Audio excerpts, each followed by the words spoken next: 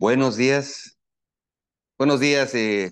mis hermanos, buenos días, bendiciones a todos, bendiciones en este bonito, soleado día 15 de septiembre. Hoy es 15 de septiembre. Gracias, Señor, por habernos dado vida y salud para despertar.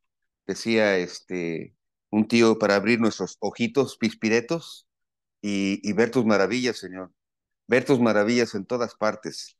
Eh, Cuando nuestros ojos están puestos en ti, cuando el corazón de una persona está eh, clara en que tú eres todo, Señor, podemos ver a Dios, podemos ver tus obras, podemos ver al Señor Jesús, podemos sentir el Espíritu Santo en todas partes, en todo momento, en todo tiempo de nuestra vida.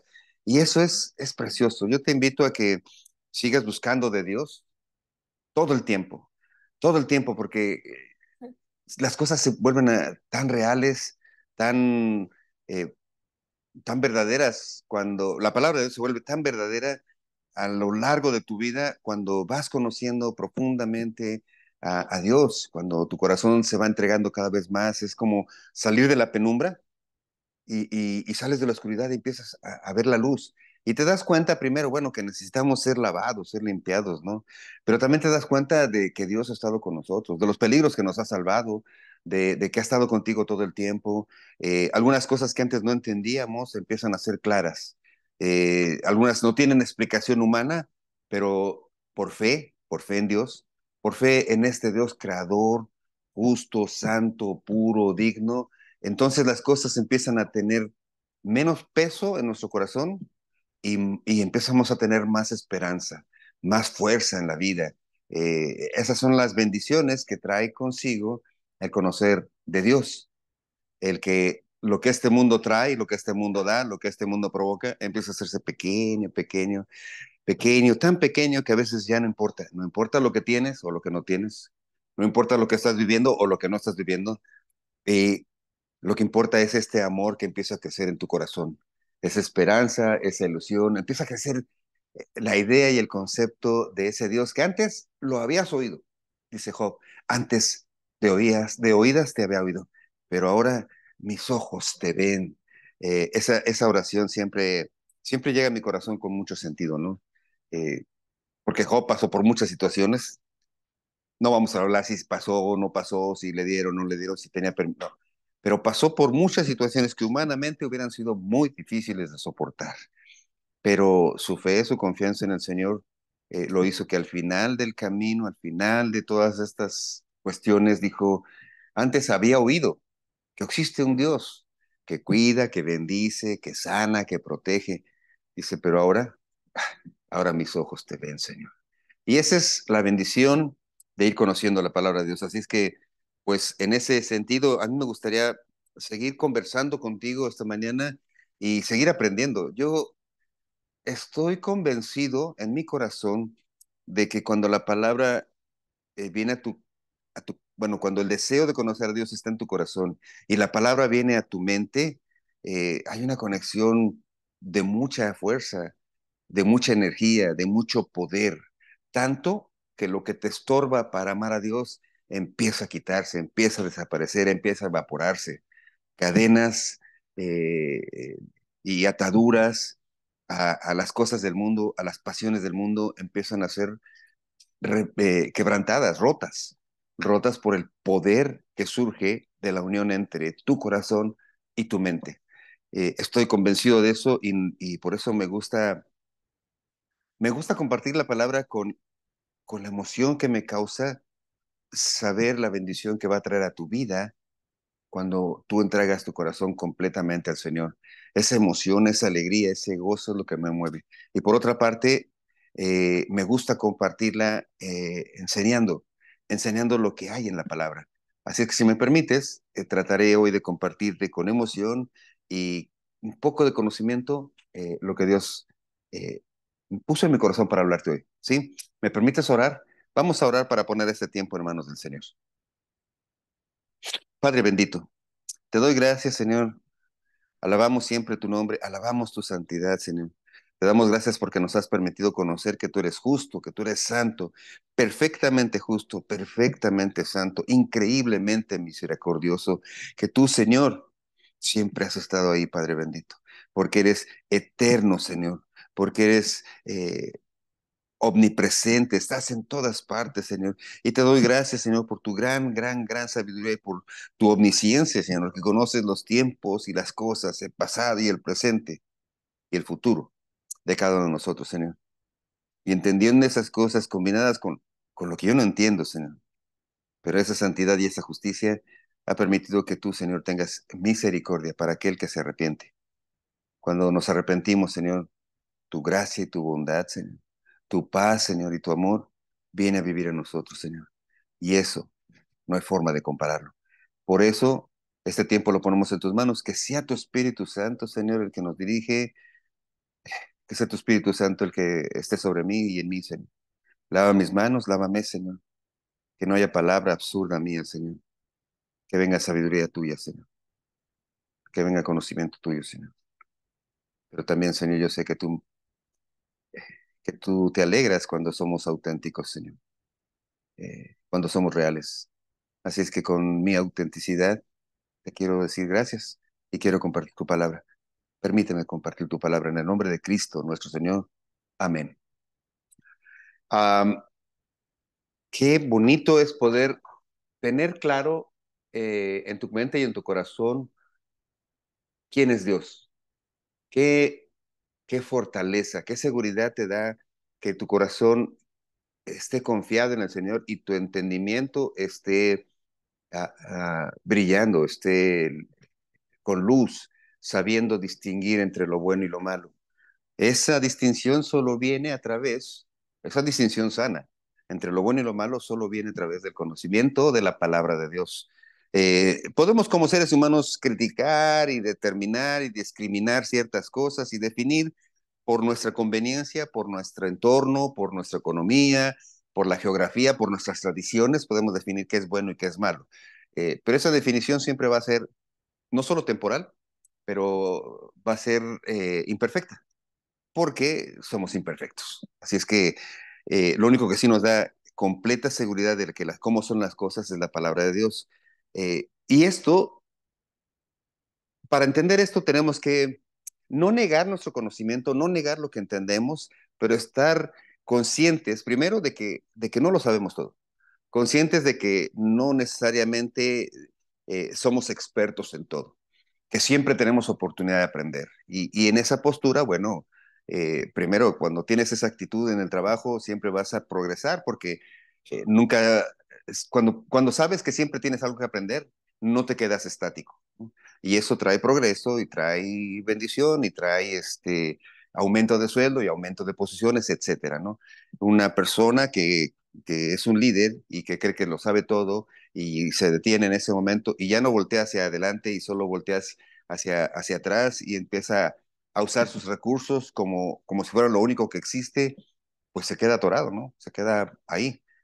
Sin embargo, una persona que siempre está lista para aprender, siempre está creciendo en conocimiento, creciendo en sabiduría y creciendo en todos los ámbitos. Eh, Así es que hoy vamos a ver cómo cuando conocemos algo nuevo, cuando aprendes algo nuevo, ya sea el uso de una herramienta, cuando aprendes una nueva técnica, eh, si no la quieres aprender y solo buscas utilizar los beneficios sin verificar los alcances que pudiera tener esa herramienta o ese nuevo técnica, viene confusión, ¿no? Por ejemplo, si tú crees que una herramienta la has visto y has utilizado un serrucho. Voy a poner un ejemplo burdo. Un serrucho y sabes que para cortar madera hay que estar haciendo así, tallando. Y de repente te dan una cortadora, ¿no? Eléctrica o de gasolina. De esas que la pones y corta muy rápido. Cuando no entiendes cómo funciona y tienes en tu mente el hecho de que tenías que darle vuelta y acomodar el serrucho y hacerle movimientos para que cortara más rápido y agarras la cortadora y quieres hacer esos movimientos, corres mucho peligro. Primero porque al moverla puede ser que el aspa que está cortando al moverla haga tanta fuerza que se rompa ha habido muchos accidentes, se rompe y sale botado ese fierro, etcétera. Entonces, Lo que antes sabías de cómo cortar con el serrucho, ahora tienes que aprender cómo cortar con una sierra. Te va a dar más eficiencia, te va a dar más seguridad, pero tienes que desaprender algunas cosas, algunas mañas, diríamos, eh, y lo puedes usar con todas las cosas, ¿no? Con herramienta, con conocimiento, con uno que es, los que son, por ejemplo, contadores o no contadores, pero que son estas personas que hacen documentos de impuestos. Cuando se acostumbran a hacerlo de la misma manera y no se actualizan, terminan haciendo cosas equivocadas, terminan descontando cosas que ya no se descuentan o añadiendo cosas que ya no se añaden, y de pronto cuando siguen esa práctica de no actualizarse, terminan causándoles problemas a las personas que confían en ellos para hacer sus impuestos. Estoy poniendo ejemplos prácticos que todos podemos entender, ¿no? De repente llega el IRS y dice, el Departamento de Impuestos y dice, me estás cobrando algo que no me tienes que cobrar, o hiciste una deducción que no tienes que hacer, ahora tienes un penalty, tienes una pena, y dices, pero, y le preguntas al contador, dice, es que así se hacía antes. Pues sí, así se hacía antes, pero no necesariamente se hace así ahora, ¿no? Estamos en el capítulo 8 del libro de los Hechos. Y dirás, ¿y qué tiene que ver todo esto con el libro? Bueno, porque aquí lo que vamos a ver es la primera vez o el primer ejemplo de lo que es una falsa conversión o una conversión incompleta o una conversión mal entendida, una falsa conversión de los antiguos caminos a la nueva forma de vivir de acuerdo a la palabra de Dios. Una conversión que, como no está bien entendida, cuando venimos a Cristo, es convertirnos al Señor Jesucristo, es un cambio de 180 grados. Es dejar de hacer las formas, las cosas a nuestros métodos, bajo nuestras creencias. Es cambiar totalmente y empezar a aprender cómo Dios quiere que hagamos las cosas. Una falsa conversión que no es de 180 grados, que nada más es de 45 grados, pues va a cambiar, pero va en la misma dirección equivocada. 180 significa totalmente otra dirección. Decía una vez un predicador, tenemos que hacer cambios de 360 grados. Dije, canijo, eso sí está más difícil, porque 360 es toda la vuelta y vuelves a lo mismo. Entonces dije, entonces, ¿para qué hacemos cambios si regresamos a lo mismo? Obviamente él no sabía de ángulos, ¿verdad? Pero son 180 grados, es un cambio total de dirección. No importa si son 45, no, si son 90, sigue siendo sin decisión, etcétera. Tampoco son 125 grados, porque parece que vas, pero no vas en la dirección correcta. Es un cambio total, 180 grados. Y aquí lo que vemos es eso, una variación en el concepto de conocer a Cristo, en el concepto de buscar de Dios y buscar cómo Dios quiere que se hagan las cosas. ¿A qué le llama Dios malo y a qué le llama Dios bueno? Porque cuando ponemos nuestro granito de arena, ya echamos a perder la sopa y o salamos el mandato o le quitamos el sabor, ¿no? Cuando a veces el- estas personas que piensan que en Cristo y en la salvación, una vez que eres salvo, puedes hacer lo que sea, porque a final de cuentas Dios perdona todos los pecados, están salando la comida, están haciendo del cristianismo algo agrio, ¿no? O sea, soy cristiano, pero hago cualquier cosa, porque a final de cuentas ya soy salvo. O el otro extremo, ¿no? Estas personas que cuando oyen que hay salvación y esperanza en Cristo Jesús y que ya no hay cosas que tenemos que dejar, pues quitan todo, ¿no? Y ya no puedes cepillarte los dientes así, cepillar así, ya no puedes bailar, ya no puedes, o sea, es el otro extremo, queda un cristianismo insípido, un cristianismo que, porque le han quitado cosas esenciales o cosas no tan esenciales, es raro. Entonces, lo que vamos a ver en esta ocasión es eso, lo que provoca una falsa conversión. Estamos en el libro de Hechos, capítulo 8, y estamos vamos a comenzar en el versículo 9. Vamos a ver del versículo 9 hasta el versículo 25. Acabamos de observar cómo Felipe fue y compartió el evangelio en una ciudad, Samaria. Y no voy a hacer un resumen, tenemos que comprender qué es Samaria. Fue a Samaria a predicarles el evangelio. ¿Qué es Samaria? Bueno, los samaritanos eran pueblo que surge, o los restos del reino del norte, este reino que cuando se dividió Israel y se dividió en dos reinos, en dos grupos, un grupo se fue al norte y otro grupo se fue al sur. Este grupo del norte no tenía convicciones claras en su idea de que era ser un pueblo escogido. Y de pronto empezaron a combinarse y fueron invadidos y fueron esclavizados y fueron desterrados y fueron dispersos. Y en esa dispersión un grupo llegó a la ciudad de Samaria. En esa ciudad de Samaria, cuando se iba a reconstruir el templo, el, esto lo puedes ver en Nehemías, cuando se iba a reconstruir el templo, porque estos pueblos samaritanos se habían combinado con muchos otros dioses, diositos, cuando quisieron ayudar a la construcción del templo, el pueblo de Judá, que era el pueblo restante de este grupo del sur, lo rechazaron. Les dijeron, no, ustedes no tienen nada que hacer aquí porque están sucios de pensamientos, sucios de tradiciones, sucios de manos. Entonces, ahí surgió una pelea, una rivalidad entre samaritanos y judíos. Los judíos, los samaritanos eran este pueblo combinado, los judíos los veían como algo eh, feo, como una combinación de judaísmo con todos los otros dioses. Por lo tanto, los detestaban, los rechazaban. Siempre había habido una pelea. ¿Recuerdas que en un momento dado nuestro Señor Jesús envía a los apóstoles a predicar y les dice solo no pasen por las ciudades samaritanas? No pasen por ahí. No era tiempo, no es que nuestro Señor Jesús estaba rechazando a los samaritanos, pero cuando vemos el cuadro completo, no era el momento en que los samaritanos conocieran de esta prédica, porque como vamos a ver a continuación, ellos necesitaban confiar en Jesucristo. Y muchos no confiaban en Jesucristo cuando predicaba, cuando hacía milagros, cuando estaba haciendo todas y hablaba de todas esas palabras del reino de Dios. No creyeron hasta que lo vieron resucitado. Cuando nuestro Señor Jesús resucita, entonces es cuando la convicción completa de muchos pueblos queda firme. Entonces, no era el tiempo de que los samaritanos escucharan, porque los samaritanos eran muy aferrados a que ellos tenían el templo correcto, el lugar donde ellos adoraban a Dios era el lugar correcto. Y además de eso, este pueblo samaritano en sus tradiciones ya habían perdido el concepto de un rey único, de un solo Dios. Entonces tenían además amuletos, otros dioses, practicaban eh, adivinaciones, había magos, había los que leían las estrellas, los que leían el café, los que leían todas esas cosas. Era una práctica común. Era un pueblo en el que sí tenían su templo, pero además tenían los otros lugares, ¿no? Donde había espirituistas. No sé, de repente camino por las ciudades y cuando veo esos lugares se leen las cartas. Dije, pues, ¿cuáles cartas? ¿Serán las que mandó mi mamá? ¿O por qué leen las cartas, no?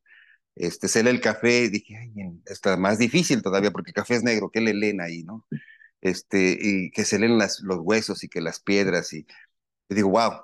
En fin, una ciudad tipo pues lo que conozco, yo conozco la Ciudad de México, ¿no? Y en la Ciudad de México, pues, quieres un amarre para que tu novio o tu novia no se vaya y vas al mercado de Sonora y compras un amuleto, un amarre, ¿no? ¿Quieres suerte para el trabajo? Pues vas también ahí, ¿no? ¿Quieres sanidad? Pues vas a la catedral y compras lo que llaman milagritos, ¿no? Que son figuras hechas si es de oro es mejor. O sea, si tienes rota una pierna, hay una patita ahí de oro, entonces si la compras, y luego la dejas ahí, eh, eso te asegura que te vas a arreglar del pie, ¿no? Y te digo, entre más caro es el amuletito, más seguridad hay que amarre el hechizo ahí, ¿no? Pero en fin, es lo que estaba en la ciudad de Samaria. Ciudad de Samaria era así, llena de amuletos, llena de confusiones. Pero Felipe llegó y les predicó el evangelio, les predicó las buenas nuevas, les predicó, dice el versículo 5. Entonces Felipe descendió a la ciudad y les predicaba a Cristo. ¿Se acuerdan la diferencia que había entre anunciar el Evangelio y predicar a Cristo? En Hechos capítulo 8, versículo 4 dice, pero los que fueron esparcidos iban por todas partes anunciando el Evangelio. Entonces Felipe descendió a la ciudad de Samaria y les predicaba a Cristo. Hay una especial riqueza en ese versículo, mientras que la intención o la promesa de nuestro Señor Jesucristo era de predicar el Evangelio en Israel, en Judea, en Samaria y hasta lo último de la tierra. Esa era la profecía. Bueno, Samaria tenía un lugar muy específico. Lo menciona nuestro Señor Jesús. Israel, Judea, Samaria y hasta el último de la tierra. ¿Qué había con Samaria? ¿Por qué tenían que predicarles a Cristo? Bueno, los samaritanos, en medio de toda su confusión, sabían quién era Dios o conocían de Dios, del Padre Jehová, del Dios único.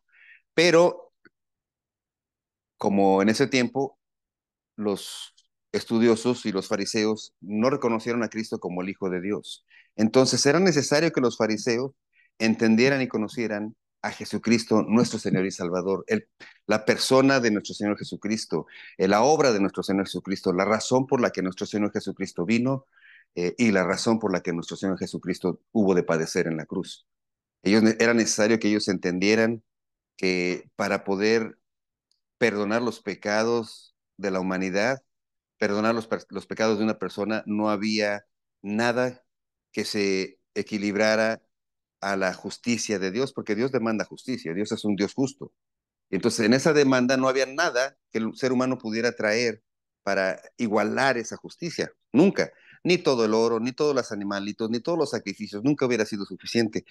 Sin embargo, nuestro Señor Jesús se hizo carne, vivió como entre nosotros, fue tentado, dice la palabra en todo, pero sin pecado, de tal manera que él, siendo ahora, viniendo del ser humano como apariencia de hombre, él sí podía ajustarse, equilibrarse a la justicia de Dios, porque era Dios mismo, Dios equilibrando su propia justicia. Entonces, por eso es necesario que Jesucristo viniera y ellos tenían que entender que Jesucristo era el Cordero de Dios que quita el pecado del mundo, el Cordero de Dios que ya no, después de él ya no tendría que haber ningún sacrificio. Él era el suficiente sacrificio. Y tenían que entender que el hecho de que nuestro Señor Jesús venció la muerte y resucitó era lo que le daba a él la autoridad sobre la vida y la muerte, lo que le daba a él la autoridad para prometernos una vida eterna, una vida después de esta vida. Y en esas dos ecuaciones, los samaritanos tenían que entender que su salvación ya no dependía ni de sacrificios, ni de templos, ni de obras, dependía solamente de la obra de nuestro Señor Jesucristo y confiar y creer en esa obra por fe. Por eso dice que la salvación no es por obras, para que nadie se gloríe, sino es por fe. Así es que él está predicando esto, llega a esta ciudad y está en medio de esta ciudad. Todos creían, dice, y muchos, dice, muchos se admiraban porque de muchos salían espíritus inmundos y grandes voces, salían dando grandes voces y muchos paralíticos y cojos eran sanados. Así que había un gran gozo en esa ciudad. En medio de ese gran gozo de haber entendido la verdad acerca de Dios y su justicia y su santidad a través de Jesucristo, viene el número 9, pero, y empieza con el pero, y es el pero, yo lo veo siempre así como es más, yo le puse aquí, pero, igual a pelo en la sopa. O sea, siempre hay un pelo en la sopa. Así es que mientras que todos estaban contentos y estaban animados, viene el pelo en la sopa, dice el versículo 9. Pero había un hombre llamado Simón, que antes ejercía la magia en aquella ciudad y había engañado a la gente de Samaria, haciéndose pasar por algún grande. A este oían atentamente todos, desde el más pequeño hasta el más grande, diciendo, este es el gran poder de Dios. Y le estaban atentos, porque con sus artes mágicas los había engañado por mucho tiempo. Con sus artes mágicas los había engañado por mucho tiempo. Y dice, eh, pero cuando creyeron a Felipe, que anunciaba el evangelio del reino de Dios y el nombre de Jesucristo, se bautizaban hombres y mujeres. Hasta ahí quiero dejar. Bueno, déjame leer todo el concepto. Dice, también creyó Simón, Simón mismo, y habiéndose bautizado, estaba siempre con Felipe y viendo las señales y grandes milagros que hacían, este estaba atónito, perplejo, o sea, estaba sorprendido. Versículo 14, cuando los apóstoles que estaban en Jerusalén oyeron que Samaria había recibido la palabra de Dios, enviaron allá a Pedro y a Juan, los cuales, habiendo venido, oraron por ellos para que recibieran el Espíritu Santo, porque aún no habían recibido, no había venido sobre ellos no había descendido sobre ninguno de ellos, sino que solamente habían sido bautizados en el nombre de Jesús. Entonces les imponían las manos y recibían el Espíritu Santo. Versículo 18. Cuando vio Simón que por la imposición de las manos de los apóstoles se daba el Espíritu Santo, les ofreció dinero, diciendo, denme también a mí ese poder, para que a cualquiera que yo impusiere las manos reciba el Espíritu Santo. Entonces Pedro le dijo, tu dinero perezca contigo, porque has pensado que el don de Dios se obtiene con dinero. No tienes ni parte ni suerte en este asunto, porque tu corazón no es recto delante de Dios. Arrepiéntete, arrepiéntete pues de esta maldad y ruega a Dios si quizá te sea perdonado el pensamiento de tu corazón, porque en hiel de amargura y en prisión de maldad veo que estás. Respondiendo entonces Simón dijo, rogad vosotros por mí al Señor, para que nada de esto que habéis dicho venga sobre mí. Versículo 25, y ellos, habiendo testificado y hablado la palabra de Dios, se volvieron a Jerusalén y en muchas poblaciones de los samaritanos anunciaban el Evangelio. Fíjate que cuando lees la Biblia así, de corrido, como si fuera un libro, de pronto como que tiene cambios que no se alcanzan a comprender. Así es que por eso el estudio de la palabra debe ser capítulo por capítulo, versículo por versículo, porque solo de esta manera podemos entender todo lo que está escrito aquí, en estos versículos, en esta palabra. Por eso me gusta ir poco a poco, ir como deshojando, quitando la cáscara para comer el fruto. ¿Quién era este Simón?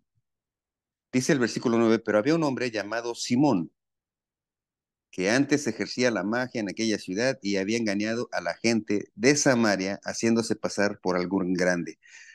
Simón, dice que antes ejercía la magia. La magia, la palabra que se utiliza aquí como magia se consideraba magia a todo mago, a todo aquel que tenía cierto conocimiento de química o de física, y tenía sobre todo esta facilidad para esconder las cosas y hacer eh, trucos con las manos. Entonces, a todos estos se les tenía en un concepto alto, ¿no? En un concepto de prestigio. Así es que bajo ese concepto de prestigio, más a través de esa palabrería, convencían a muchos. Dice, a este oían atentamente todos, desde el más pequeño hasta el más grande. Desde el más pequeño, no es que desde el más niño hasta el más grande. La palabra aquí pequeño y grande tiene que ver con personas de una situación económica o social eh, pequeña y una posición económica social grande. Entonces, podemos ver como por ejemplo, ¿no? En estos tiempos, cuando tú prendes la televisión, y hace mucho que no veía yo televisión abierta, pero prendes la televisión, el otro estaba no sé en qué casa, en qué lugar, y pusieron las noticias y están hablando de las noticias, cosas importantes, como está esto del el debate político, qué está pasando allá, y dice, ahora vamos a pasar con nuestro experto en cartas y en magia y todo eso. Entonces presentan que al mago Chuchú, que al padre no sé qué, a este que decía mucho, mucho amor, a la señora que es chismóloga, porque entre chisme y filosofía y astrología revela qué le va a pasar a tal persona. Y entonces empieza a hablar esta persona, incluso la presentadora, que digo, tiene que ser alguien inteligente, porque, o sea, honestamente, ¿no? Hay ciertos trabajos en los que tienes que luchar mucho para llegar, tienes que hacer muchos trabajos y ser con cierta inteligencia. Y se admira, ¿no? Dice, ahora tenemos al gran maestro, escuchemos porque en él hay mucha sabiduría. Dije yo, a ver, espérate, espérate. Y dije, pues va a predicar. Y no, me empieza a decir que las estrellas y que de acuerdo a cómo está Plutón ahorita y al ángulo que tiene Marte, combinado con el conejo y el chimpancé y el león y la libra, no sé qué estaba diciendo, pero le ponían mucha atención. Entonces da consejos a, a, a las personas que tienen pocos recursos o las personas que no tienen un nivel social muy alto y les dice cómo hacer las cosas y que si ponen una vela con cuatro huevos a un lado y le ponen agua. y a los grandes les dice que, bueno, si ellos hacen un viaje a tal lugar y se bañan en tal río o en tal lago, también van a recibir. Y cuando leo yo aquí, en el versículo 10, a este oían atentamente todos, desde el más pequeño hasta el más grande, diciendo, este es el gran poder de Dios. Esta locutora dice, escuchémonos porque él tiene mucha sabiduría. Wow, son las mismas palabras, pero en este tiempo. ¿No se te hace? El pelo en la sopa, Simón. Este personaje que practicaba la magia, es decir, si la practicaba tenía que haber buscado cómo hacer trucos. Era un maguero, ¿no?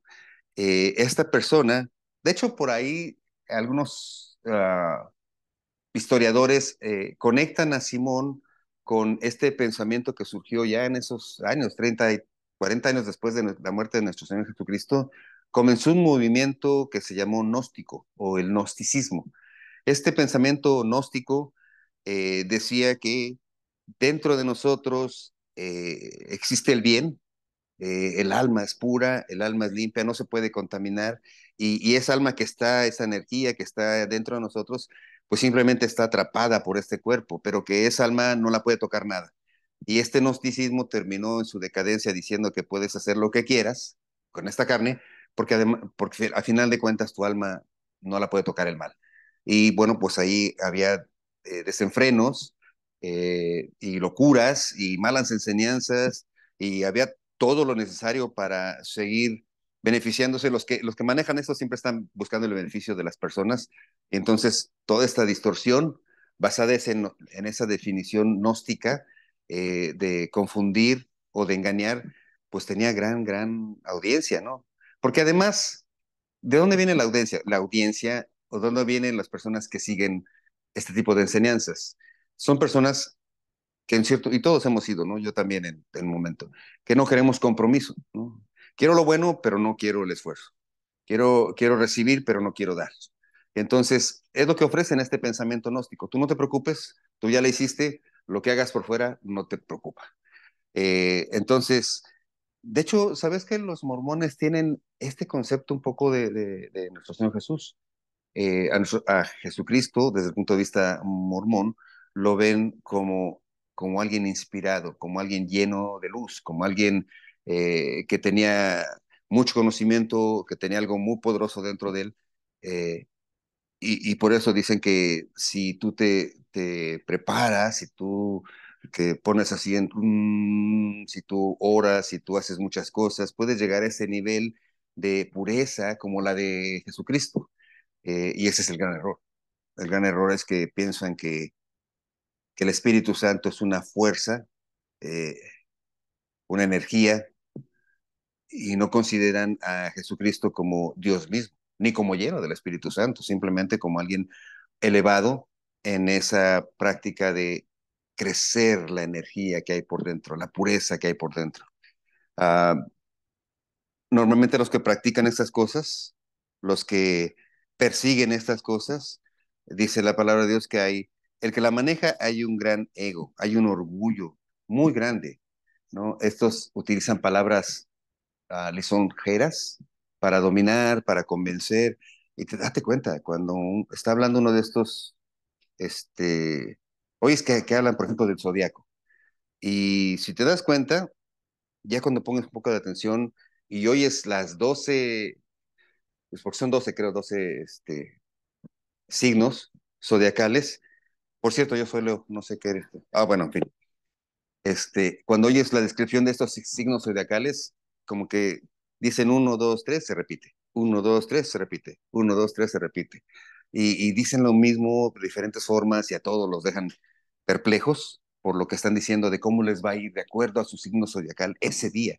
Porque además, no anuncian de todo el mes, es día con día. O sea, son tan excelentes que día con día tienen. Dice el Salmo 10 capítulo 4 hablando de esta práctica que hay maldad en ellos. Aparentan normalmente ser buenos y decir cosas buenas, pero lo que hay en ellos es un orgullo. O sea, ellos buscan una exaltación mística quieren un lugar privilegiado por lo que saben, como Simón, que lo tenían por alto. Dice el versículo 4 de Salmo 10. Salmo 10, versículo 4. El malo, por la altivez de su rostro, no busca a Dios. No hay Dios en ninguno de sus pensamientos. El que busca exaltarse a sí mismo, como estos magos, no buscan a Dios. O sea, normalmente, si te das cuenta, todos tienen un como templocito, un sillón especial, una capa especial, algo que los hace especiales, ¿no? Ciertas joyas especiales, etcétera. Dice que estas personas, todo lo que hacen, dice versículo 5, sus caminos son torcidos en todo tiempo. Oh, tus juicios los tiene muy lejos de su vista. A todos sus adversarios desprecia. Wow. El versículo 6 dice en su corazón, no seré movido jamás, nunca me alcanzará el infortunio. Piensan que la tienen hecha. Y digo, a ver, tienen amuletos de la suerte y no siempre les va bien, pero están llenos de amuletos. Entonces, la cosa es que una persona como Simón, una persona que practica esto normalmente está llena de orgullo y de vanidad. Salmo 12, versículos 3 y 4 hablan de que el orgullo y la vanidad existen en sus corazones. Y eso no le agrada a Dios. El orgullo y la vanidad es algo que desagrada a Dios. Es algo que no, es algo que impide que Dios venga a tu corazón. El orgullo y la vanidad va a impedir rotundamente que el amor de Dios venga a ti. No se puede tener orgullo y vanidad delante de Dios. ¿Por qué? Porque para venir a Dios tenemos que venir con un corazón contristo y humillado. Dice la palabra de Dios que lo único que Dios no rechaza es un corazón contristo y humillado. Un corazón que ha entendido que necesita de Dios, un pensamiento humillado, saber que no sería nada sin Dios. Y Dios lo rechaza. Proverbios capítulo 6 versículo 17 dice que los ojos de altivos son abominación para el Señor, ¿no? Y ojos altivos es esa actitud de yo soy, y yo soy, y yo soy, y no me parezco a nadie, decía el profeta Pedro Infante, ¿no? Yo soy quien soy y no me parezco a nadie. eh, esas cuestiones no las no pueden permitir que Dios entre a tu corazón, porque incluso engañan a su propio corazón. Por eso digo que este es el ejemplo de una falsa conversión. Una falsa conversión está promovida por el beneficio más que por la verdad. La falsa conversión, la venta del Espíritu Santo, la venta de la salvación a través de cosas que tú puedes hacer para obtenerlos, no es otra cosa más que perversión de corazón. Y bueno, sin nombrar ningún sistema religioso específico, podemos ver que esto existe en muchos lugares, en muchas religiones, en muchos conceptos, donde lo que tú haces, la medida de lo que tú haces, es la medida en la que Dios te va a responder. Tienes que hacer esto para recibir esto. Y dicen, bueno, ¿y qué no? El cristianismo es igual, tienes que arrepentirte para tener salvación. Bueno, es que el arrepentimiento viene de la comprensión de tu corazón, de lo lejos que estamos de Dios. El arrepentimiento viene de comprender en tu corazón que Dios es santo, totalmente santo, que no puede estar delante de Él nada sucio. El arrepentimiento es la convicción y el entendimiento de que nada que yo pueda hacer me puede dejar limpio. Dice la Biblia, ¿quién puede aumentar un codo a su estatura? ¿Quién puede tener un día más de vida, más que la que Dios ha determinado? La, el arrepentimiento es una convicción profunda de lo temporal que somos, de lo inadecuado que somos, de lo lejos que estamos de la tierra y el cielo, por muchos cohetes que quieras construir.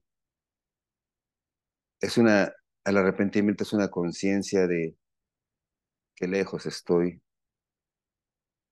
de Dios, pero también es una comprensión, una aceptación de que Dios es supremo, el ser grandioso y único, santo, perfecto, queriendo tenernos de nuevo cerca de Él, queriendo tener relación de nuevo con nosotros, querernos abrazar, querernos dejar entrar a su lugar santísimo, envió a su Hijo unigénito para que Él se convirtiera en el camino, la verdad y la vida para todos aquel. Y nadie viene a Dios si no es por Él. Nadie viene a Dios si no es por Cristo. Ese es el arrepentimiento. No estoy dando nada, estoy más bien soltando todo. No, no me estoy quedando, si cuando te arrepientes no es que das parte de ti, entregas toda tu seguridad, toda tu convicción, todo, todo, para dejar que ahora Dios te guíe. Una conversión falsa es aquel que se hace también por conveniencia, ¿no? ¿Cuántas veces yo no fui a la iglesia para que mi esposa me dejara entrar a la casa? ¿Cuántas veces no fui a la iglesia pidiendo perdón para que mi esposa ya no estuviera enojada conmigo por mis parrandas? O sea, es una conversión engañosa. Y, y bueno, lo que vamos a ver aquí con este señor Simón es eso. Simón dice que llega Felipe y empieza a predicar y todos se empiezan a convertir, pero menciona, ¿no? Que había un hombre llamado Simón que antes hacía magia y todos le ponían atención. Versículo 12 dice, pero cuando creyeron a Felipe que anunciaba el evangelio del reino de Dios y el nombre de Jesucristo, se bautizaban hombres y mujeres. Importantísimo de nuevo, capítulo por capítulo, versículo por versículo. Mira, el versículo 12 dice que cuando oyeron a Felipe que anunciaba primero el reino del evangelio de Dios, el evangelio del reino de Dios y el nombre de Jesucristo. Los samaritanos, de nuevo, eran judíos, todos confundidos, tan confundidos que habían hecho su templo y tenían sus dioses, y entonces el Evangelio habla precisamente de que Dios es único, de que Dios aborrece la idolatría, de que Dios ha establecido que sean un pueblo escogido, la ley era establecida para que ellos tuvieran una convicción, un comportamiento, una relación entre ellos y fueran ejemplo de eso para el Evangelio es todo el Antiguo Testamento, es la razón de por qué la necesidad de que viniera Jesucristo. El Antiguo Testamento nunca va a ser algo obsoleto. El Antiguo Testamento lo que te enseña a ti y a mí es lo mal que estamos sin Cristo. Y no importa los esfuerzos, todo el Antiguo Testamento está lleno de esfuerzos y caídas, aciertos y errores, hasta que viene nuestro Señor Jesucristo. Y Él les comparte el Evangelio, o sea, lo que conocían o lo que habían olvidado del judaísmo, de sus tradiciones, del Génesis, del Éxodo, del Levítico, del Deuteronomio, de sus profetas, pone en orden todo eso. Por eso dice, les predicaba el Evangelio. Todo lo que conocían lo pone en orden. Y dice, y el nombre, despreciaba a Jesucristo, y el nombre de Jesucristo, es decir, ¿quién era Jesucristo? ¿Por qué Jesucristo es el Hijo de Dios? ¿Qué representa nuestro Señor Jesucristo? Es lo que les predicaba, y cuando oyeron esto, dice, muchos se convertían y se bautizaban hombres y mujeres. ¿Qué es el bautizo? El bautismo no les daba la salvación. No es que se bautizaban y el bautismo es por definición una declaración pública de lo que ha sucedido dentro de mí. Esa es la definición de bautismo. Entonces, este pueblo samaritano, que estaba todo confundido, que si una vela aquí, que si una vela allá, que a Diosito, que a esto, que el otro, Dios les dice, no, esto no es. Ustedes son esto y es lo que quiero para ustedes. Y ya vieron qué es lo que quiero para ustedes, pero no pudieron. Ahora, por eso vino Jesucristo. Cuando ellos entienden eso, dicen, ahora quiero declarar que ya he entendido esas cosas y quiero bautizarme. Se bautizaban hombres y mujeres. Eso es lo que quiere decir el versículo 12. Predicaba el Evangelio y el nombre de Jesucristo. Y quiero hacer mención porque después viene lo que es la llenura del Espíritu Santo. Y eso ha traído confusión. Estos versículos, cuando no se explican bien, trae confusión de que si el Espíritu Santo es ese que te caes y hablas en lenguas, o que vomitas verde, o que corres y brincas, o que te da risa. De nuevo, confusión por falta de conocimiento. Hasta aquí lo que vemos es el orden, el Evangelio del reino de Dios, el nombre de Jesucristo. Versículo 13. También creyó Simón mismo y habiéndose bautizado estaba siempre con Felipe y viendo las cosas y grandes milagros que hacían y estaba perplejo. O sea, estaba... Hasta aquí hubiera quedado bien la historia. Y Simón dejó de ser eso y se convirtió a Cristo. Pero parece que no. Parece que las falsas conversiones incluso nos engañan a nosotros mismos. Por eso la prédica debe ser directa, ¿no? Eh, a Simón estaba sorprendido porque él vivía en esa área de sorpresas, en esa área de misticismo, en esa área de cosas ocultas, ¿no? Cuando a alguien le gusta esas cosas ocultas y que vi mariposas y que las mariposas volaban y que no sé, que vi un perro que gritó y luego ladró. Cuando a las personas les gustan esas cosas y no reciben o no se les enseña bien, esas cosas las traen al cristianismo. Y entonces de pronto tú ves cristianos que siguen practicando ese tipo de cosas, ¿no? Que mira que Cristo, si tú lees, si tú abres tu Biblia así, en tu casa y la dejas abierta, ya todos los espíritus se van, porque aquí dice que hay poder en la palabra. Bueno, si hay poder en la palabra cuando la lees y la entiendes y la pones en práctica. Pero en sí, sin leerla ni nada, es un libro, hojas, letras, ¿no? Pero una vez llegó aquí una señora, ese chisme, teníamos el grupo de hogar y llegó una hermana de otra iglesia y decía que le habían dado el don de la profecía, o sea que su pastor allá le había dado el don de la profecía y que entonces ella tenía el don de la profecía. Y entonces cuando lo comentó me quedé, dije, "Bueno, vamos a seguir y seguimos platicando". Entonces dice, yo la semana que entra voy a traer lo que uso para expresar mi don de la profecía. Le dije, ok. Entonces, a la siguiente semana que la estábamos esperando, yo puse una cruz en la puerta y otra atrás. Y, o sea, no, la estábamos esperando y llegó con una caja como de zapatos, pero así, envueltita. Ya estábamos orando. Dice, ¿me permite, hermano, que voy a hacer una profecía? Dije, oye, la torre hasta me dio miedo, ¿no? Destapó su caja y sacó así como un papelito y dice, tenga, esto es para usted, esto es para usted, esto es para usted. Léanlo. Entonces ya lo lees y pues era un versículo bíblico, era un salmo, era algo. Y lo lees y así como al azar ahorita, vamos a hacer una práctica, mira. Es cualquiera, ¿no? Jeremías capítulo 27 versículo 6. Y ahora yo he puesto todas estas tierras en manos de Nabucodonosor, rey de Babilonia, mi siervo, y aún las bestias del campo le he dado para que le sirvan. Hermano, a usted Dios le va a dar todas las vacas y todos los montes para que le sirvan. Es decir, Dios le está diciendo que usted va a ser rico. O sea, así, leyendo algo y adecuándolo, acomodándolo a lo que quería decir. Y decía que ese era su, su don de profecía. Y digo, ¿dónde le enseñaron eso, hermana? Casi, casi le imponemos manos. Bueno, pero en fin, eh, eso no es el cristianismo. Pero cuando las personas se dedican a eso, vienen al cristianismo y están buscando esas cosas. Aquí Simón estaba atónito por las señales y dice que andaba con ellos y hasta se bautizó y andaba con Felipe y estaba atónito porque veía estas señales. ¿Qué señales? Habíamos dicho en el versículo 4, en el versículo 7 que había muchos milagros y demonios salían y paralíticos caminaban y estaba ahí atento. ¿Qué más pasa?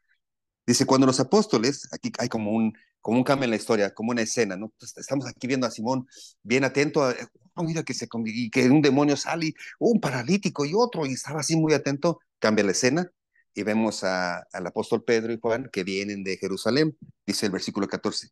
Cuando los apóstoles que estaban en Jerusalén oyeron que Samaria había recibido la palabra de Dios, enviaron allá a Pedro y a Juan. O sea, los 12, la escena, acá no están los 12 en Jerusalén. Oye, que ya, en serio, sí, a ver, ve Pedro y Juan, salen, van. Iban a mandar a Pablo y a Pedro, pero todavía no estaban los picapiedra. Entonces, mandaron a Pedro y a Juan. Van Pedro y Juan, y dice, versículo 15, los cuales, habiendo venido, oraron por ellos para que recibiesen el Espíritu Santo.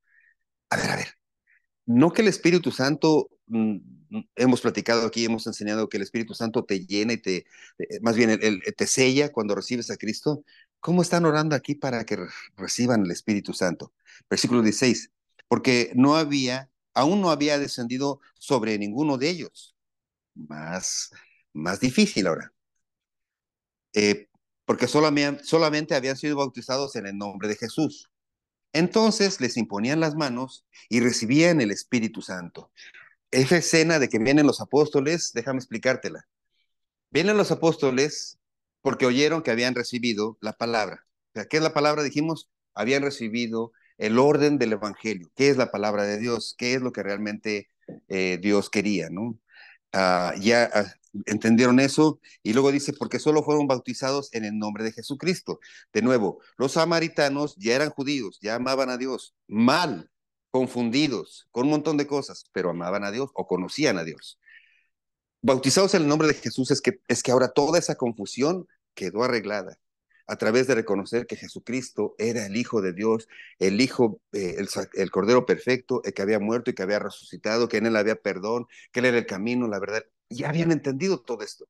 Entonces, fueron bautizados en esa realidad. Ahora estaban convencidos de que Jesucristo era el Hijo de Dios. Ya estaban convencidos, pero faltaba algo. Faltaba el Espíritu Santo.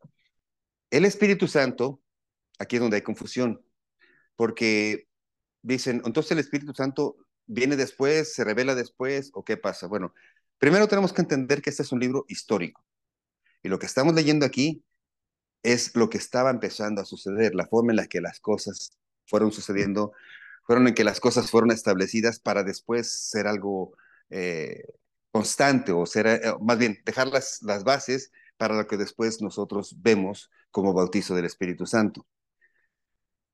Nosotros, la palabra de Dios dice que cuando tú recibes a Cristo como tu Señor y Salvador, eres sellado por el Espíritu Santo, es decir, eres apartado para Dios. Eh, Seguimos en esta carne, o sea, la salvación, ¿te acuerdas que es en tres etapas? Seguimos en esta carne, seguimos con tendencia al pecado. Es más, el pecado que mora en nosotros todavía tiene influencia sobre nosotros. La primera parte de la salvación, que es la salvación en el pasado, es que nos libra de la deuda. Una vez que recibes a Cristo como tu Señor y Salvador, eres sellado por el Espíritu Santo y tu deuda es pagada. Esa es la primera parte de la salvación. Tu deuda es pagada. Ya no debemos nada a Dios, ya nuestro saldo ha sido cero. Pero la salvación presente es esta santificación que tendremos, es un proceso de santificación, no que vamos a ser mejores, pero que vamos a caminar en dirección a nuestro Señor. Es cambiar nuestra dirección y no quedarnos solo cambiar de dirección, sino ahora caminar de acuerdo a como Dios quiere que caminamos. Porque una cosa es que tomes la decisión, 180 grados, y que te quedes quieto. Tampoco es eso. La vida sigue. Tú vas a seguir trabajando, vas a seguir estudiando, vas a seguir comprando, vas a seguir vendiendo, pero ahora tienes que empezar a vivir en esa otra etapa de santificación, dice, y en esa etapa de santificación, que no es permiso para pecar, pues de repente vienen cosas que te hacen caer, a unos menos, a otros más, dependiendo qué tan sucio hemos estado. Y es que también seamos honestos, o sea, hay de pecados a pecados para nosotros, no delante de Dios. Delante de Dios todos los pecados son iguales. Pero el efecto del pecado sobre nosotros, hay de pecados a pecados. O sea, una cosa es que te robes un dulce y otra cosa es que te envuelvas en una cochinada tremenda de pornografía y que por mucho tiempo va a quedar efectos en tu cerebro. O una cosa es que tomes una copita y otra cosa es que hayas pasado años metido en drogas. El pecado es el mismo, pero el efecto es diferente. Tal vez el hecho de robarte un dulce va a acabar pronto, pero el hecho de olvidar estas cosas va a tardar tiempo. Y en ese tiempo posiblemente, wow, o en ese tiempo de una cervecita no es lo mismo que muchas drogas, etcétera, etcétera. O el adulterio, o la mentira, todas esas cosas. O sea, no solo son esos pecados, pero el pecado para el hombre sí tiene medidas, sí tiene medidas en efecto, de nuevo, no delante de Dios, ¿ok? Para el hombre, el efecto del pecado para el hombre tiene medidas. Eh, entonces, la salvación en el presente es este tiempo de purificación. Dice, si hemos pecado, abogado tenemos para con Dios, Jesucristo nuestro Señor. Él va a dice que si hemos pecado, Él es fiel y justo para perdonarnos y limpiarnos de toda maldad. Ese versículo es la clave para tu vida. Él te perdona y te limpia de toda maldad. Procura que no te esté lavando de la misma maldad. Procura no venir cada semana a pedirle perdón por la misma cosa, porque eso estaría diciendo que ni siquiera has entendido el poder del sacrificio de nuestro Señor Jesús.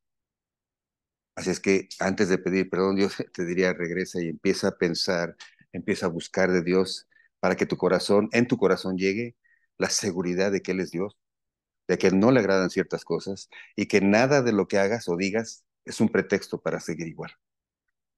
Búscalo leyendo, para que tus conceptos equivocados de qué está bien y qué está mal cambien. Porque mientras tú no lees la palabra de Dios, nunca vas a poder entender que lo que estás haciendo tal vez está mal. Te beneficia tal vez, y tal vez hasta beneficia a otros, pero delante de Dios está mal. Necesitamos leer la Biblia, porque de justificaciones a justificaciones todos tenemos. Así es que esa salvación en el presente es ese tiempo de purificación. Ahora, cuando esa salvación que viene a través del Espíritu Santo no hablábamos del que tuvieron que orar para que viniera el Espíritu Santo, porque no estaba el Nuevo Testamento no está en ellos, es algo que estaban practicando, no tenían esto, documento, entonces algo tenía que suceder, entonces Dios le permitió a ellos que a través de su predica, a través de la imposición de manos, viniera el Espíritu Santo como una forma de convencimiento. Lo que ahora viene para ti, para mí, como una llenura del Espíritu Santo, no es que te pongan manos o que te laven con agua bendita, sino que tú conozcas. Esta es la llenura del Espíritu Santo. Cuando tú lees la palabra, te vas llenando del Espíritu Santo, de su sabiduría, de su bondad, de su poder. Eh, por eso venían ellos y tenían que orar para que el Espíritu Santo llegara a ellos. Porque si no, iban a quedar estáticos de nuevo. Acuérdate que la religión, la ley, es estática. Es no hagas, no hago, me quedo ahí quieto. Pero nuestro Señor Jesús vino a convertir esa ley estática en algo movible. Por eso dice que Jesucristo es verbo, no sustantivo. Dice el profeta, ¿cómo se llama usted? Bueno, en fin, es arjona. Es verbo, no sustantivo, ¿verdad? Es movimiento. Fíjate, nuestro Señor Jesús dijo que no adulterarás. Pues, no adultero. Es más, no, o sea, no adultero porque no voy hasta allá. Pero Jesús dijo, si tú miras a la mujer de tu prójimo y en tu corazón, con ojos de deseo, ya adulteraste en tu corazón. Entonces, no nada más es no hacer, sino, sino cuidar. La ley estática te deja quieto. Jesucristo, el Espíritu Santo es movimiento, es ir y hacer lo que a Dios le agrada. Ama a tu prójimo como a ti mismo. Y le preguntaron, ¿y quién es mi prójimo? Oh, ¿cómo quién es tu prójimo? Entonces les cuenta la historia del prójimo, ¿no? Del buen samaritano. Teníamos que aprender, el pueblo tenía que aprender a caminar, no a estar en un pedestal. Soy cristiano. Si tú eres cristiano por título, no sé qué cristiano, porque ese no es el cristianismo. Fíjate, vinieron los apóstoles y oraron para que sucediera, para que viniera el Espíritu Santo. Entonces, recuerda, esto es histórico. Fíjate el versículo 17. Entonces les imponían las manos y recibían el Espíritu Santo. En este versículo hay más descripción de lo histórico que del hecho de imponer manos. El imponer manos no es que iba a ser una constante. El imponer manos, de hecho, creo que son otras tres ocasiones en la palabra de Dios, Hechos capítulo 19, versículos del 1 al 7, y la otra ocasión es Hechos capítulo 10, versículos del 44 al 48. Son las otras dos ocasiones en las que la imposición de manos está relacionada con la llegada del Espíritu Santo. Hechos capítulo 19, versículos del 1 al 7. Lo anotas para que el viernes podamos conversar. Y Hechos capítulo 10, versículos 44 al 48. Son otras dos referencias a este acto de imponer manos. Las otras veces que viene el Espíritu Santo y llena a las personas, no tiene que ver con imposición de manos. La primera, Hechos capítulo 2, están todos unánimes en el aposento alto, están orando en un mismo corazón, en un mismo espíritu. Y viene, dice, el Espíritu Santo se pone sobre ellos como lenguas de fuego y hablan lenguas y empiezan a... La manifestación del Espíritu Santo no hubo necesidad de imponer manos. ¿Quién iba a poner manos? ¿A quién? Esto fue el Espíritu Santo. Y hay otras ocasiones en las que la prédica del Evangelio, la llenura del Espíritu Santo, no tiene que ver nada con la imposición de manos. Algunas de esas prácticas tienen que ver con este error, tienen que ver con este error de Simón. De hecho, déjame decirte que Simón digo, no, perdón, que Simón es, hay un término que se llama simonía, apúntalo, simonía. Si lo buscas en el diccionario, simonía es la acción sí, es la actitud de compraventa de favores espirituales o posiciones sacerdotales o cargos espirituales o la venta de bendiciones o la venta de prosperidad a través de, de algún acto espiritual. Eso es el simonismo, la simonía.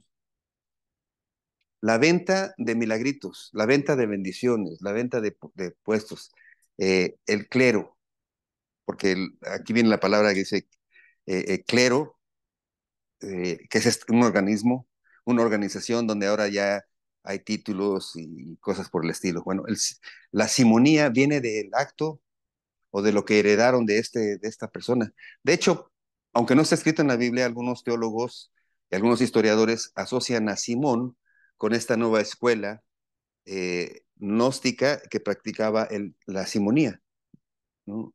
La venta, de nuevo, terminó practicando lo mismo. Vendía milagros, hacía milagros y terminó practicando lo mismo. No, no está en la Biblia nos deja algo, que lo vamos a ver al final, porque este versículo causa, estoy emocionado, perdón, voy para allá. Me emociona porque cuando la luz viene a tu mente, hay mucha libertad.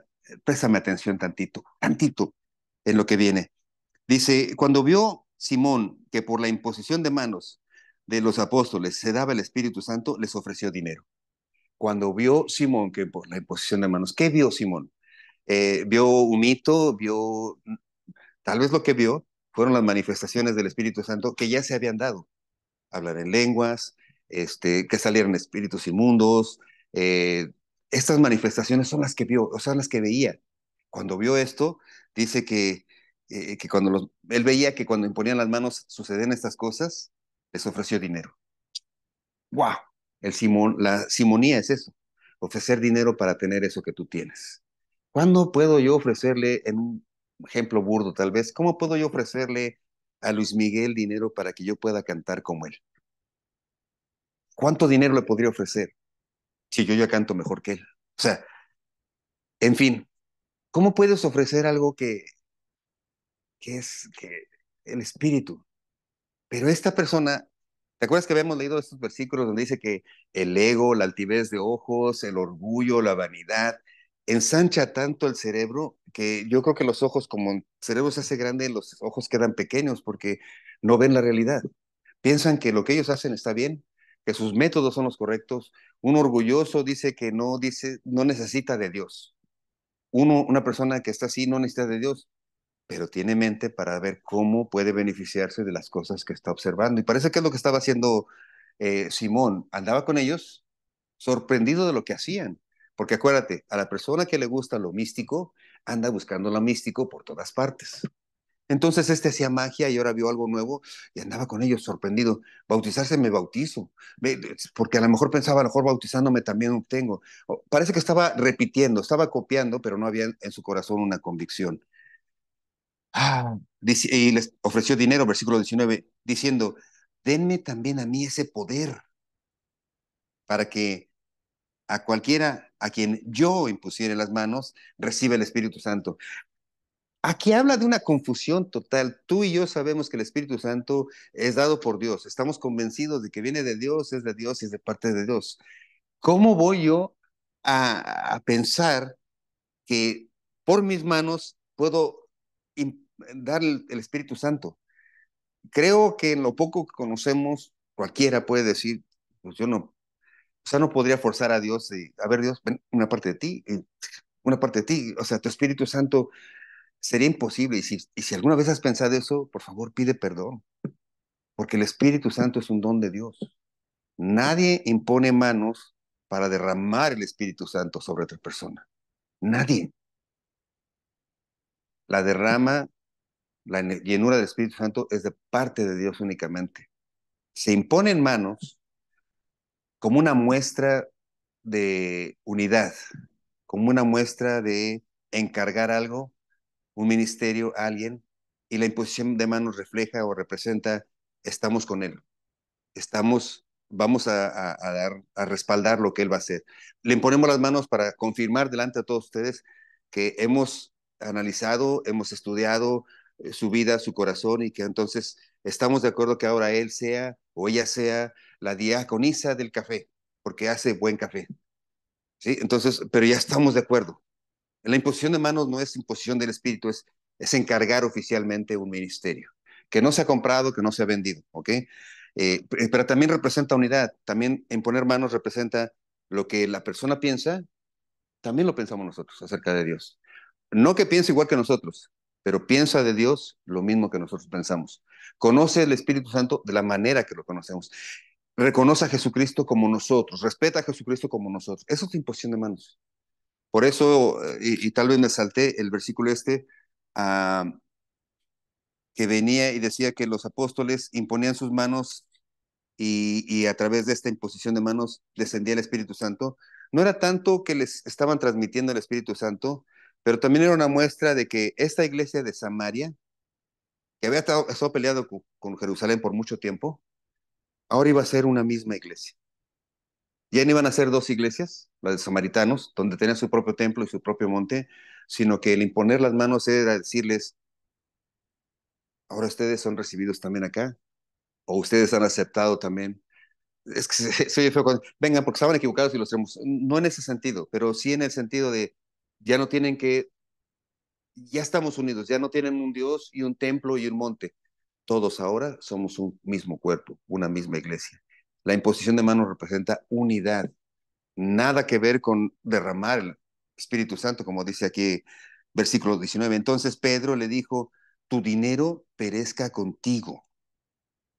Dice en una versión española, vete al demonio. Así dice, ¿no? Una versión de la Biblia española. Tu dinero perezca contigo porque has pensado que el don de Dios se obtiene con dinero. Tu dinero que te domina perezca contigo porque has pensado que eso que tú produces puede comprar a Dios. ¿Qué tan confundido estaba esta persona? Confundido y absorto en sus pensamientos de magia, que pensaba que haciendo magia y dominando a las personas, ya se la había creído. Él ya se la había creído. ¿Dónde está la bolita? ¿Dónde está la bolita? Y le desaparece la bolita y él se le había caído y decía, oye, son magos, sí la desaparezco. Lo que más se le cayó. O sea, estaba tan convencido que incluso sus propios trucos lo habían engañado. Y aquí pensaba que él podía comprar el don de Dios. Versículo 21, no tienes tú parte ni suerte en este asunto porque tu corazón no es recto delante de Dios. Tú no tienes parte ni suerte. La palabra suerte que se utiliza aquí era la palabra organización, o podemos entender la palabra como no tienes derechos, no eres parte del concilio, no tomas decisiones. La suerte será una forma de tomar decisiones. De hecho, una práctica del Antiguo Testamento era que el pueblo de Israel lanzaba ciertas piedras, si por ahí investigas lo que es el Purín, lanzaba ciertas piedras y por donde caía la piedra, la decisión que ellos determinaban que Dios quería. O sea, la voluntad de Dios la determinaban así. Era una práctica que dejó de existir una vez que viene el Espíritu Santo, porque ahora nosotros ya no tenemos que hacer nada de trucos, ni aventar piedras, ni un volado, ni nada. El Espíritu Santo te guía a toda verdad. Y dice, entonces, ¿tu corazón no es recto delante de Dios? Parece que ya te convertiste, parece que ya te bautizaste. De repente muchos pensarán que te has convertido, pero delante de Dios tu corazón no es recto. Tú puedes engañar, yo puedo engañar a todos y aparentar cristianismo y vestirme así como cristiano y traer mi Biblia bajo el brazo, pero a Dios no lo puedes engañar. Tu corazón no es recto delante de Dios, dice aquí. No trates de engañar a Dios. O sea, si quieres engañar al mundo entero, ese es tu problema. Pero por favor, no trates de engañar a Dios. Él conoce todo, Él lo sabe todo, Él lo ve todo. No engañes a Dios, por favor. Arrepiéntete, dice el versículo 22, pues arrepiéntete pues de esta tu maldad y ruega a Dios si quizá te sea perdonado el pensamiento de tu corazón, porque en hiel de amargura y en prisión de maldad veo que estás. En hiel de amargura y prisión de maldad. Una persona que se dedica a hacer eh, las cosas a su manera, pues siempre tiene envidia, siempre tiene amargura, lo que lo mueve es el odio. Lo vemos de nuevo, déjame hacer referencia a estos que todo el mundo conoce, estos hechiceros o brujos o adivinos en la tele. ¿Cómo se enredan en chismes? ¿Cómo se enredan en chismes? O sea, dicen algo y luego empiezan a decir que el artista tal que hizo acá, que esto, que lo otro, que el político, que la reina, que si la princesa Diana, que si esto, que el otro. O sea, hay hiel de amargura todo el tiempo, todo les duele, todo les, o sea, aquel hizo esto porque tal vez hizo aquello, aquel, y él de amargura y en prisión de maldad está su corazón. Ahí estaba el corazón de este cuate. Y respondiendo entonces, Simón dijo, rogad vosotros por mí al Señor para que nada de esto que habéis dicho venga sobre mí. Otro ejemplo de que no se había convertido, otro ejemplo de que su mente no había cambiado, otro ejemplo de que él pensaba que había lugares y posiciones espirituales o que había puestos, puestos como como un puesto, eh, como una oficina de parte de Dios y que Dios tenía oficinas por todas partes, porque él pensando que ellos tenían cierta posición, él dice, oren ustedes, rueguen ustedes a Dios para que no me pase esto. Igual, estas ideas de que algunas personas en la iglesia tienen capacidad de orar, primero es un sentimiento natural de una persona que se siente lejos, una persona honesta que se siente lejos y sucia dice, ¿podías orar por mí? Y normalmente estas oraciones vienen cargadas de ese sentimiento de yo no tengo ni derecho a orar. Y es tal vez la más noble causa para pedir, ¿puedes orar por mí? ¿Puedes orar porque yo me siento tan sucio que no, ni siquiera quisiera hablarle a Dios porque estoy muy lejos de Él? Es lo más noble y esa sería la más honesta. Pero la manipulación de esa es la que viene de parte de las autoridades. La simonía viene de parte de, incluso en las iglesias ahora, hay ciertos grupos que son los que oran. Y si ellos no oraron, no funciona. Cuando empezamos a vender o a elaborar o a exaltar ciertas funciones, el, normalmente el que está a cargo de eso está haciendo eso, simonía. Está vendiendo el puesto porque le conviene. Esas palabras lisonjeras de, hermano, usted que puede hacer esto, hágalo por mí. Hermana, usted que hace el mejor café, me trae un café, por favor. Hermano, usted que vende buenos carros, me regala uno, por favor, porque sus carros son benditos. Esas palabras no es otra más que manipulación, es la simonía actual. No, no, no. Que una persona pueda orar no quiere decir que es más santa ni que más que una persona que pueda orar por otra. Le debe enseñar primero que tú también puedes orar. Si alguien me pregunta, ¿puede orar por mí? Vamos a orar juntos, pero tú también puedes orar por el Señor. Vamos a orar juntos, yo te acompaño, pero yo no me interpongo entre Dios y tu oración. Yo te acompaño en tu oración para que después tú puedas orar constantemente a Dios. Eso es lo mejor que puedes hacer. Pero la otra dice, sí, hermano, venga, yo oro por usted. Eso es simonía, está en contra de Dios, a Dios no le agrada. Y el corazón de Simón tenía eso y después lo practicó, porque les dijo, rueguen ustedes, que están más santos, por mí. O sea, en su mente nunca existió el hecho de que él podía ser perdonado. Él no buscaba perdón, él no buscaba arrepentimiento. Algunos escritos que no son bíblicos dicen que después lloró y que se arrepintió y que tal vez Dios sí lo perdonó por esta oración. Pero esta oración habla de esa falsa enseñanza que después el simonismo o el gnosticismo compartió. Hay personas más cerca de Dios. Y bueno, antes de que se me duerman, termino con esto. Versículo 25. Ellos, o sea, los apóstoles, y ellos, habiendo testificado y hablando la palabra de Dios, se volvieron a Jerusalén y en muchas poblaciones de los samaritanos anunciaban el Evangelio. No le pusieron mucha atención. Ponen los puntos sobre las is, le dicen cómo está Simón, caso perdido porque si la palabra no lo dice, no lo dice. No dice que le dijeron, no, pues mira, ven, tú puedes orar. Parece que algunas cosas, esto es histórico, lo dejaban a las manos del Señor. No, no había todavía la terapia, no había el grupo de consejería. La palabra era directa. Era tan poderosa que no necesitaba más explicación. Los apóstoles, con toda la llenura del poder del Espíritu Santo, con su cercanía, con su convicción de que Jesús había resucitado, bastaba con que dijeran unas palabras para mover el corazón de la persona que escuchaba. Por eso aquí no vemos una terapia para ver si finalmente Simón se convirtió. Sabían ellos en su corazón que era un caso perdido. Un caso perdido, Simón, ¿tú eres un caso perdido si tienes eso? No, yo no estoy diciendo eso. Lo que estoy diciendo es que Dios habla de que un corazón altivo nunca va a entender claramente quién es Dios. ¿Qué necesitamos hacer? Cambia tu corazón. Humíllate delante de Dios. Reconoce quién es Él. Dile, Señor, wow, esta palabra me deja desarmado porque ahora entiendo que por muy bien que me ha portado, porque no he matado, no he robado, ¿eh? Oh, y menos he usado drogas. Eh, Eso es orgullo, porque delante de Dios todos los pecados son iguales.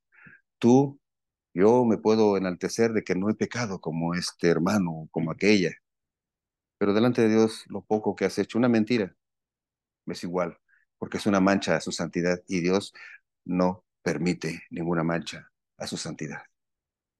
El reconocimiento del Señor, perdóname, perdóname, porque ahora intelectualmente y mi corazón vibra de saber que la mala noticia no es que no soy nada, que no tengo nada de mí para ofrecerte. Esa no es una mala noticia. Es una buena noticia saber de que aunque estaba lejos, aunque estaba sucio, aunque no tengo nada, no necesito nada, Señor, porque tú lo tienes todo. No necesito nada porque en ti tengo todo, bendito Dios. Te entrego mi vida, Señor Jehová. Padre bendito, Dios, Jehová de los ejércitos, te entrego todo mi corazón, todas mis obras, y sé que están sucias. Por eso reconozco que el camino, la verdad y la vida es mi Señor Jesucristo, en el nombre de mi Señor Jesucristo, por el cual, por su sangre fui lavado. Yo te pido perdón, te entrego mi vida, te entrego mis pensamientos.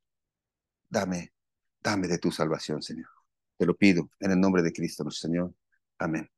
Mis hermanos, muchas gracias. Hoy me tardé un poquito, pero estaba yo apasionado. Disculpen si los dormí. El que se haya dormido ahorita se toma un café. Muchas gracias. Los quiero mucho, los aprecio mucho. Y bueno, sabes que antes de irme quiero orar por tu familia. ¿Me permites? Padre bendito, Señor, gracias, gracias por cada persona que está ahí, Señor, reunida a la distancia, los que van a oír esta prédica, los que van a compartir. Los que estamos aquí, bendice sus hogares, Señor, bendice sus familias, sana sus dolencias, Señor, que tu rostro, que tu bendición caiga en esos hogares, Señor, y que cualquier joven, cualquier niño, hombre, mujer, esposo, esposa, puedan sentir tu amor, Señor, y convencidos de ese amor quieran hacer las cosas como tú quieres que sean, Señor.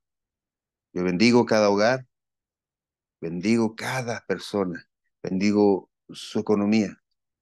Y la bendigo no porque tengo autoridad, la bendigo en el nombre de nuestro Señor Jesucristo, el que tiene todo y es dueño de todo. Amén. Gracias, mis hermanos. Ahora sí, los veo la semana que entra. El viernes creo que va a estar buena la conversación. Por favor, los espero el viernes en este grupo y a los demás nos vemos la semana que entra. Bye. Oh, feliz 16 de septiembre. ¡Viva México!